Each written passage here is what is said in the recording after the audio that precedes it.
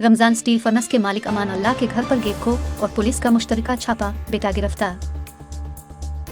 Gujranwala electric power company गेपको के एक और बड़े डिफाल्टर रमजान स्टील फर्नेस के मालिक अमान अल्लाह के घर पर गेपको और पुलिस का मुश्तरका छापा। छापे के दौरान अदम मौजूदगी पर अमान अल्लाह के बेटे एहसान को वालिद का जामिन होने की हैसियत से मौके से गिरफ्तार कर लिया गया।